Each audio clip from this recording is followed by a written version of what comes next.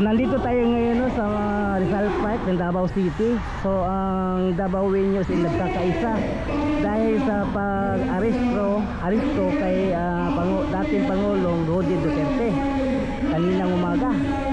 So ito ngayon naganapan dito sa Rizal Park, ang daming mga Davaoeños.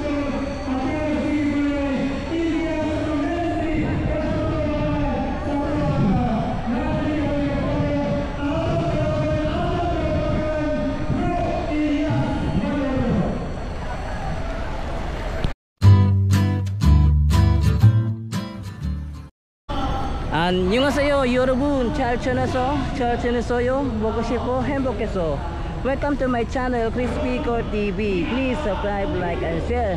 So nandito tayo ngayon no, sa Rizal Park kung saan nagtitipon ang mga Davaoeños dahil sa pag-aresto kay dating Pangulong Roddy Duterte. So update tayo, tara, let's go.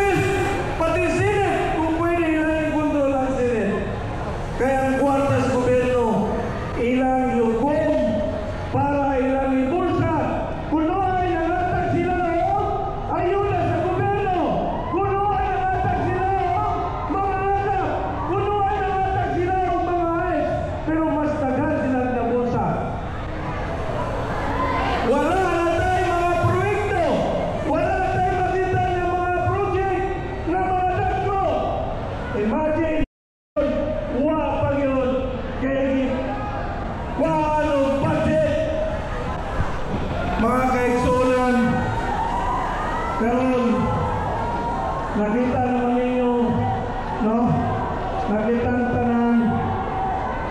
Oh, nalawa lagi. Nalawa. Duterte! Duterte! Duterte! Sige, sige. Maminaw sa tadaan para manay na ito ang plano. Mga kaigsunan ko, Muslim ka man, o Katoliko sa mga reliyon mo, o taga-Mindanao man, o Luzon, Visayas, kung nailugma mo sa inyong pamilya, in taon pagawas na mo niya, o niya ipakita ninyo ang inyong pag-igugma sa atong former president nga si PRRD. Mabuhay si Tatay Digong! Mabuhay si Tatay Digong!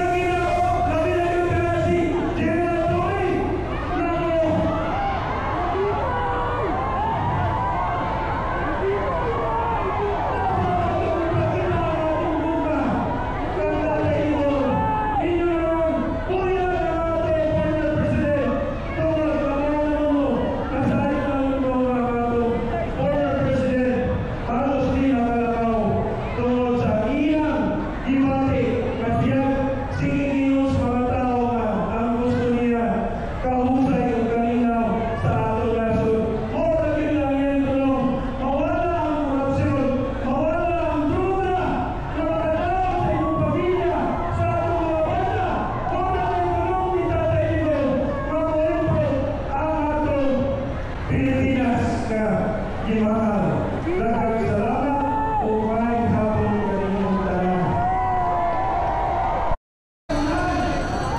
So, first time sa Davao City na hindi makaka-celebrate ng araw ng Davao ngayong 16 dahil sa nangyari kaninang umaga hinuli si dating Pangulong Roddy Duterte. Wala ang duga, nawala ang insurgency, labi na yun ang ato ang mga kasamo sa mga barangayan, labi na yun ang Pakikato District.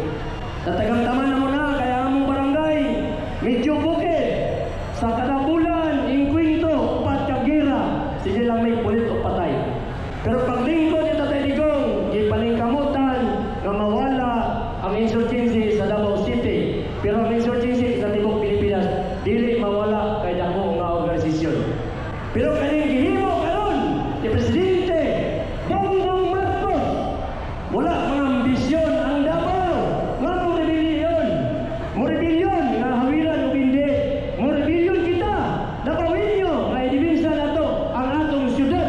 Kaya atong syudad naata diri na puyo, na nag-eskwela ang atong mga anak, dili na ta gusto talamak ang droga diri.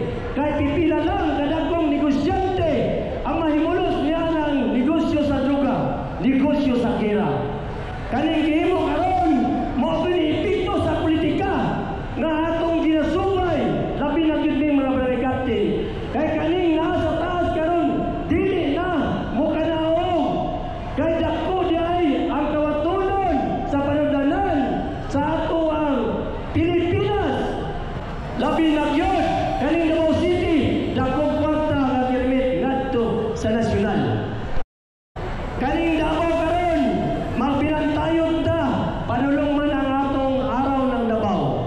Nakita ninyo sa pangitabo, basig unsa na lang senaryo himuon para ang atong Davao maguba. Maguba ka na